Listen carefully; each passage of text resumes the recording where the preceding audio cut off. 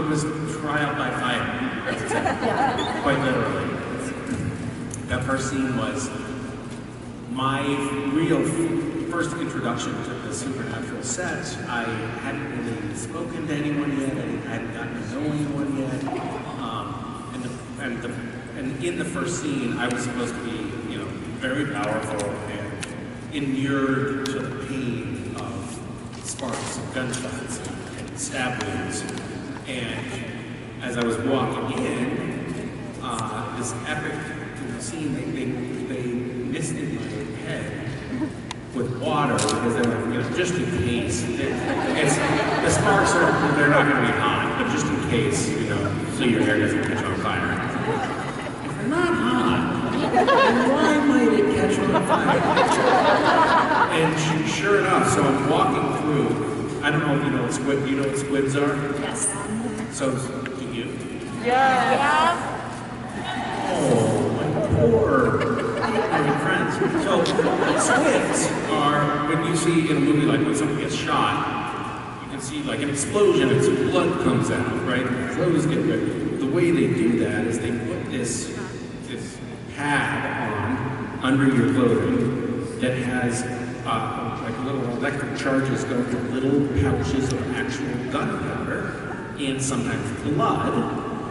So when they press the button with a remote control, it explodes. It actually explodes, and it's like a half charge. It's about a half of the gunpowder that's in a bullet.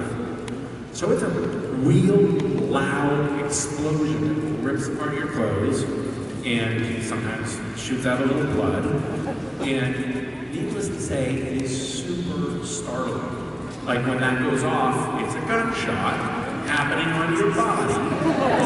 And to be like, just keep walking while that's happening, takes all of the focus and concentration you can possibly muster. So, we did the first take, the squids go off, sparks come out, burning the shit out of my head, very hot. Bang, bang, bang. I'm like,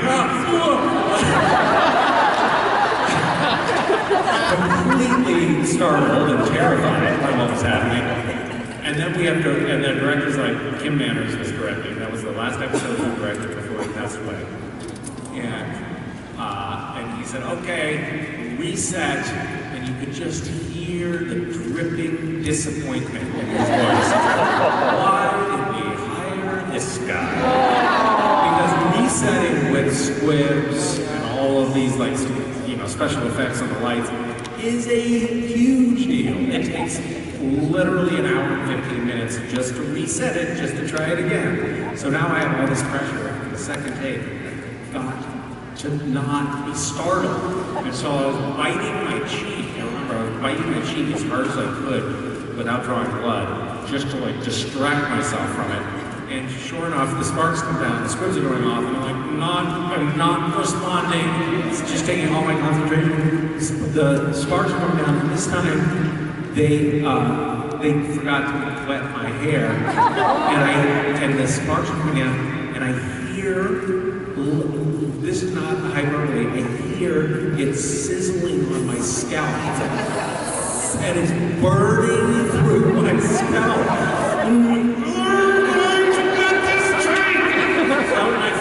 First 2 hours on set of Supernatural, it's like, this is actually hell.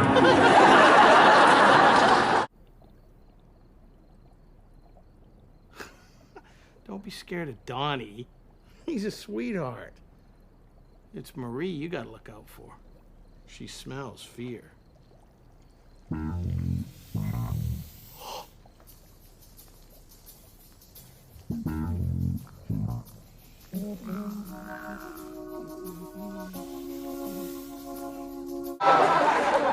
And Yellow Fever, the snake on the couch. You were scared. Yes, I took off. It was on me. But it goes so, it's like, I literally left. They had to like change the camera angle. I was The like, size of the snake's head was bigger than my fist. And I turned around. Here's the problem. The snake wrangler who was laying down behind the couch. It was like 180 pounds or something like that. It was a 180-pound python. And he was supposed to just gingerly feed it over the couch. Just guide it right over the couch and you know, over my shoulder. I started hearing this like grunting going on. The snake is not cooperating with its handler. And I kind of look over the couch, and I don't know if you guys can see this, but he's doing this. He's like trying to throw this, he's kicking it, he's like punching it, and I'm like, don't send that my way. I got 180 pounds of pissed off snake coming over. And the way the scene was written was Sam was supposed to be like laughing at his brother's discomfort, but I was like, this is terrifying, I'm out of here. So I just walked off. I have this like log coming over my shoulder. And Jared just gets up, he's like, nope. Not doing it. Meanwhile, it's like, okay, well, I can't move. Because I'm frozen in terror right now. It was the first time I've ever just flat out refused to do something that's in the script. And I didn't think I was going to have to do anything. I know. But I didn't think I was going to refuse it, but I was like, nope, I'm gone. And so I walked out, and I ended up in Video Village where the director sits, and Phil looked at me and he's like, hey, you're supposed to be in there. And I was like, uh-uh. I think he saw it in my face. He didn't question or push me. I think he just saw it in my face and was like, okay, I guess go tie it around Jensen. So that we couldn't see that Sam was no longer sitting on the couch. And what you didn't see, they actually cut away, but you know, we see the snake come over my chest and kind of down, and it actually went right between my legs. And I'm not moving at this point. I'm just like, let it do what it's gonna do. Just let it run its course, because I'm not moving. And it did. It went right and just right down, and the whole 9 feet of it. What's happening by there? Was that for you then, the awkward things to film? Yeah, I didn't like that. Hey Roseanne, I got to say that I think the scariest stunt we've ever done was in season 4 when they actually had Jensen and I jump through the stained glass window and land on a stunt pad about 10 or 12 feet underneath. I didn't know what to expect, and we got to sit there and we got to do a few practice runs, but then they put the stained glass window up and just kind of told us, trust us, you know, the stunt pads are on the other side. And so there's a mind block when you can't see where you're gonna land. We knew we were gonna land on a stunt pad. We knew the stunt pad was 20 feet by 20 feet and that there was no way we were gonna miss it, but it was about 10 or 12 feet below us. And so we also, when we ran and jumped through out of the church, through the stained glass window, we actually fell into free fall, which I haven't done in a long, long time. So you're expecting to run and jump and just go and land on the pad, but we ran and jumped, crashed through the window, and then kind of just had a foot or two of that dead weight feeling that you get in dreams when you wake up. And it was terrifying, but I would do it again in a second.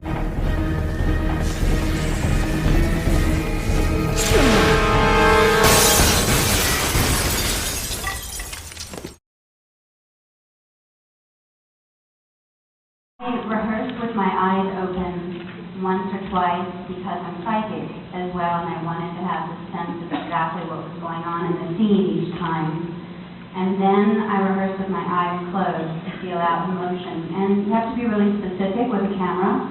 So sometimes I'd lose my way even though I'd map it out. Maybe I knew it was just a couple of paces forward. So Jared, Jensen, Julie, would take turns motioning my hips. They'd just say,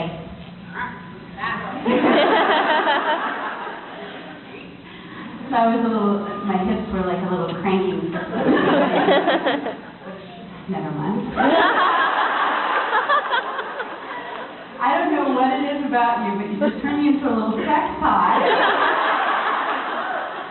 I'm really not. So I would, once or twice with eyes open, then eyes closed, and then they would put in the two contacts. They layer it with a larger one and then a smaller form of contact, so it's actually completely opaque. I cannot see through it, except for just a tiny bit of light. And so at the last episode, I was blind most of the time. And it hindered me a little bit as an actress, honestly. There were moments when I didn't know what the shot would be, and it's really important to know what's being covered and where they're coming from, and you can only feel so much. And then it gets a little chaotic in between shots. Things are going on, people are running around. And so I had to ask as many questions as I could, but I was also just about to die.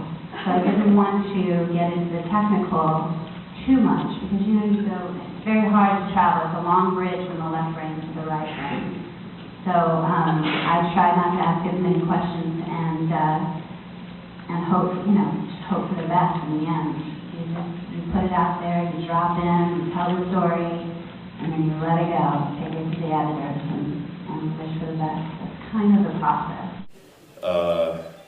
The emotional scene that I had when Dean was telling Sam about his time in hell, and that was a block because I don't know, for whatever reason I got really emotional, and I've said this before. When you have a scene like that, and you get emotional, and those emotions start flowing, and your face heats up, and your eyes start watering, and it's the emotions start. Your body is reacting to something very emotional.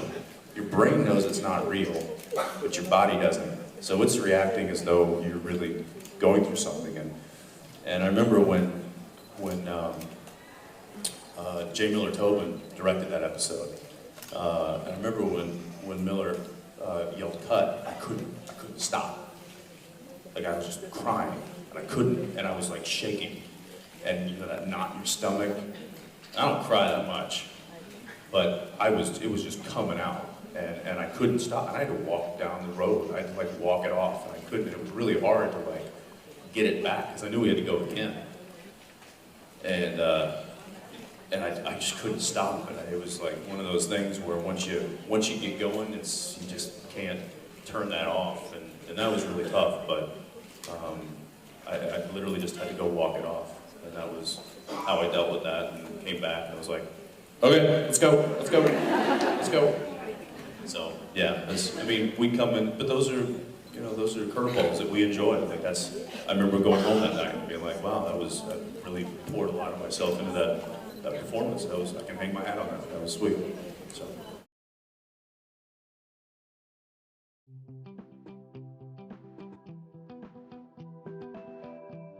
In the script, they described Dean as wearing plum smugglers. So it was, they just wanted me in some short shorts. And the rest of it was my idea for some reason. I had a coach in high school who was my inspiration. I'm not making this up. You can't make this up. His name was Coach Roach. I'm not kidding. And every day, halfway up the thigh, the bike, B-I-K-E, bike shorts, which in Canada they don't have those. And so our costume designer had a really hard. She brought out these cheerleading shorts, and I'm like, no. I need the old school baseball bike shorts that are mid-thigh, high-rise, big loop, big belt loops, and she's like, I've never even heard of this. I was like, go online, find them. They were back in the 80s. So she finally found a store that she could get them sent from, and there you have it. There you have it. How did you prepare? Did you try to act like Jensen, or how'd that work out? Yeah, well, I never watched it before, not because I didn't want to or anything like that. I didn't have a gift to television when I moved out to California, so there was this big billboard of Jensen and Jared right by my apartment, and they were holding these shotguns, just looking badass. And I'm like, oh, watch that shot, definitely. But I never got around to it, and then I guess four seasons in, the audition came up, and it said, you know, they just wanted a young Jensen Ackles. You know, I wasn't too sure what that meant, but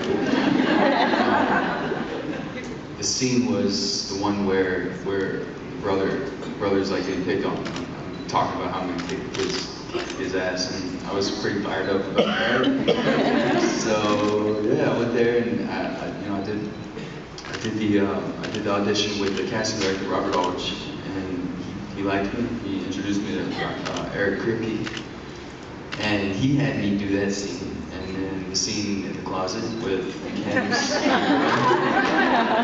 was just telling me to channel Han Solo. Used Jedi mind tricks on him. I guess he liked what I did. So yeah, they called me up and they told me I got the part, and I was pretty stoked about that. It was so exciting because it was my first really, substantial role I've ever gotten. And they sent me the pilot, and I watched that pilot 50 times. Yeah. And Colin was up there, he gave me the Christmas special episode with him and Rich. And I watched that a couple times. And then I hung out with Jensen and Jared a little bit. We kind of just talked about it, and he was just telling me that the mindset is that you're a UFC fighter and you can just kick anybody's ass. and that was it. I threw on the coat. Well, great at it too, so. Thank you. It wasn't hard at all. I had a blast doing it. I think the hard part was to find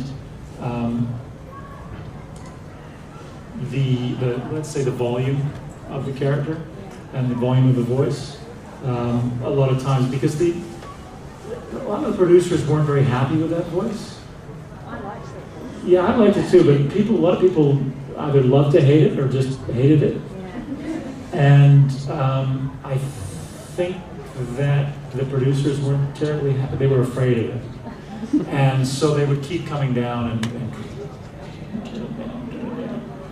and so he found his timbre with the help of the episode's director, and who was very supportive, but at the same time just wanted to find the balance.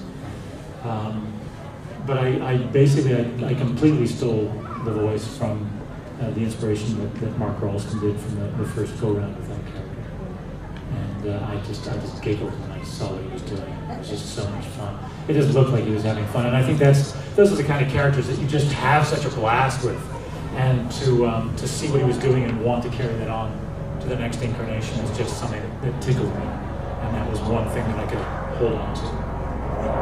It's enough just to get a second episode on with Supernatural with such a great character. But then when the first thing you see is singing, he sings, "I'm in heaven." I mean, let's face it. If you guys saw Jensen walk into the room, would you start singing "I'm in heaven"? It wasn't hard, let me tell you. I just saw him in the elevator actually give me a big hug this night. No kisses, but what can you do?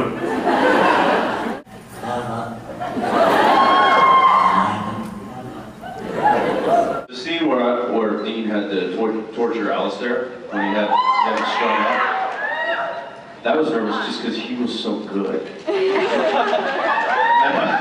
Wasn't he? And I was like, wow, I'm getting out-acted like crazy right now. So they had him fired. So we killed him.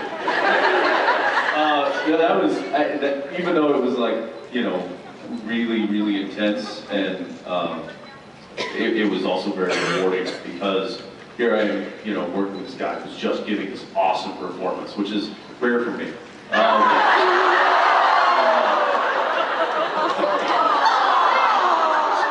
I'm just kidding. It's not totally rare. It was also equally as rewarding, and I remember you saying that at the end of that day after you were like, man, I'm exhausted, but I feel really good. This is challenging. So. Thank you. Yeah, thank you. So I'll see you back in class, bright and early, Monday morning. Chris, who was playing Alistair at the time, that was a very intense scene for both of us. And when you work with somebody like Chris, who is a very, very seasoned actor and very professional and really knows his craft, I often fell victim to becoming an audience within the scene, watching him work, because he's that good.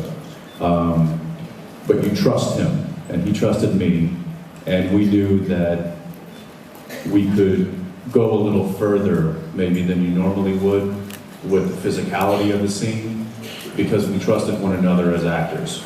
And that's kind of a cool trust to have with somebody. It's something that I had with Jared, and it was something that I had with Chris. And so he and I kind of were able to take it to the next level because there was a trust, a mutual trust between the two of us. And so, yeah, so it was, the more real it is, the more, I think the better the performance can be, because you're surrounding yourself with more lifelike elements that help the performance. So, yeah, that was... It did look real. What's that? It did look real. It did, well, because it was. Yeah. Yeah. Well, thank you. Yeah, thank you very much. Jared was so...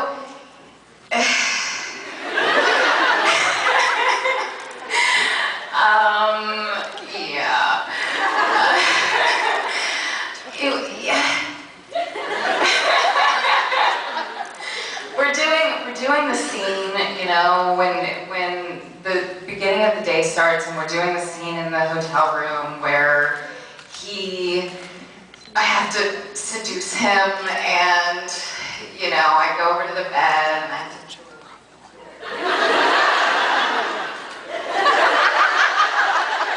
I did it just like that. And he comes over to the bed, and he's like doing that. Where the jaw, his jaw thing, where the jaw clenches, he does. And he's standing there, and I have to, do my hand up his leg. And I was so terrified, because he is so muscular that, and here it is, you ready for it? I literally thought his leg was gonna eat my hand.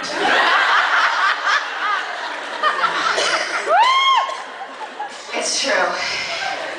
And for a moment there, his leg rippled.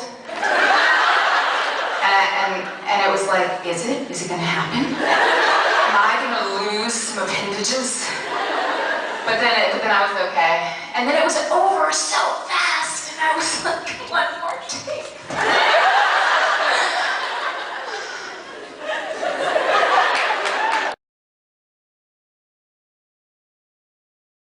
Lapsed my finger into it, so it really looked like I was digging around in there. So pull out more guns, pull out more stuff, really go for it. We're just doing it over and over again. And here's Jared having to go, ah! 5 minutes, ah! They're like, I'm trying to do it right.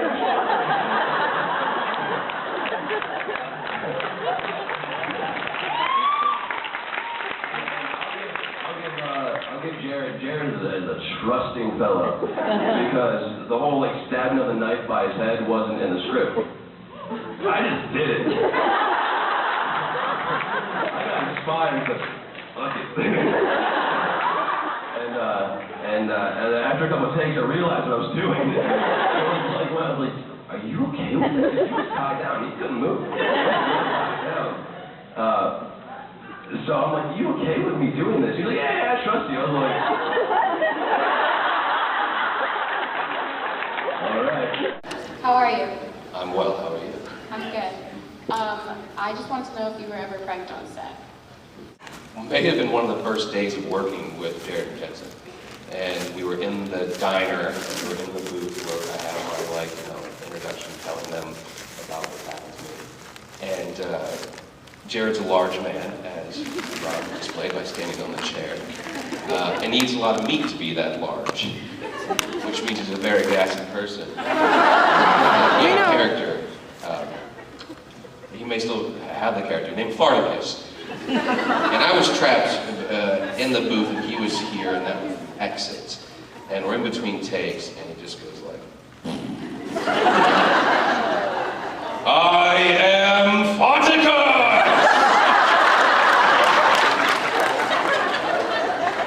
My eyes stung.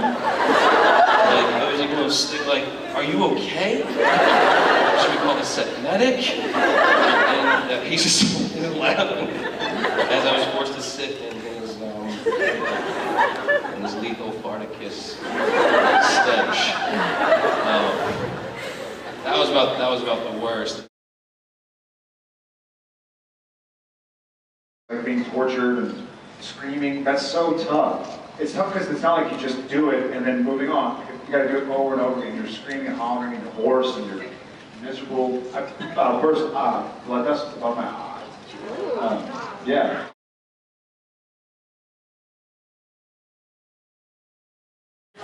I think I thought she was beautiful like that. She's beautiful. And the first scene we filmed, she's in her underwear. I was like, nah. So I thought she was beautiful immediately. But I think, in all honesty, probably a couple months later, because I only met her for a few days, and then she went back to Los Angeles. So probably sometime around like episode 6, 7, 8, 9 of that season 4. Yeah, we started to meet each other. Yeah. One that comes to mind, and I'm going to say it for you, is watching him fall in love with his wife.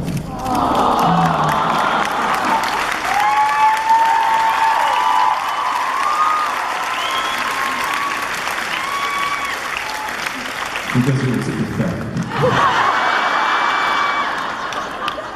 I mean, poor Jen, she just, you know, poor Jen, just, all of a sudden she just like had this tail. It was like following her around, and I knew that as soon as I looked over and Jen sitting in her cast chair, she, you know, she was trying to keep to herself, she was reading a book, and then, I'm not kidding, this is Jared.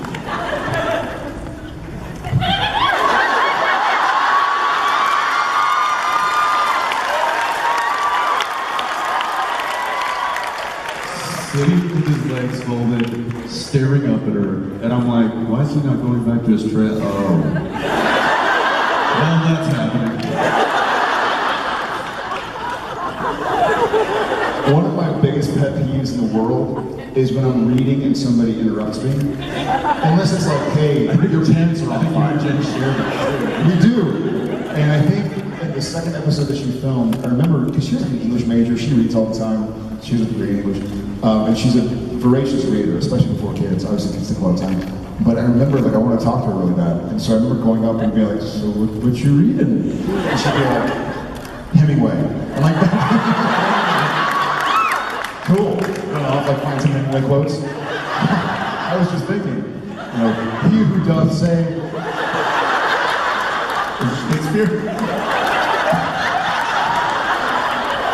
Obviously it works. You be your wife. But pre your wife. Can I have some romantic music, fellas? This is a book.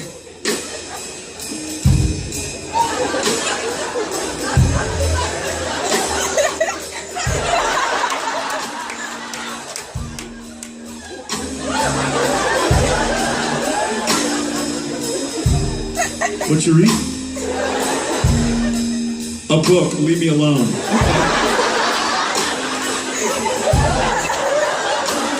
So, I read books. Sure. I do. I read Okay, books. okay, I'll go on a date with you. Oh, okay, good, okay, thank you.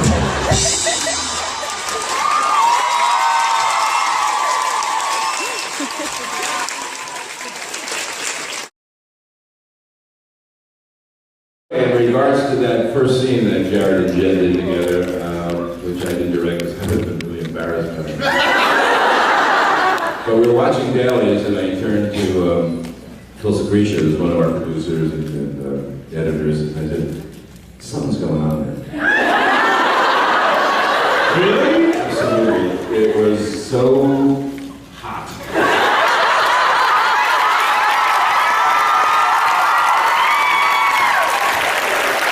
Alright, my question is, which season was the most funnest to film? Funnest? Hey, funnest. That's a great question. God, I love it. Mine is maybe a bit more obvious. Other than the one you met your wife in. I like.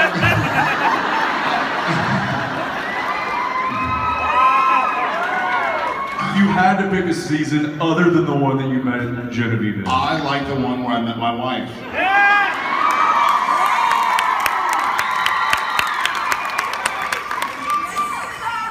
Season 4. We need a rap. Season 4. For sure. Walk out the door. You want some more of season 4? Season 4 is the first show, the flow. I saw this. I'm pretty happy. You want some more? You can get on the flow. You don't even know. I'm the best for show. You don't even know.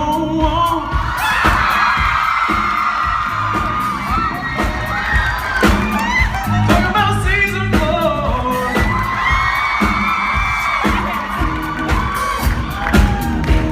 4. You guys are too good. I suck and y'all are too good. So you've heard the song. I mean, you've heard the song. Season 4 is for show on the flow. Dean doesn't even know. That's my answer. Beat that.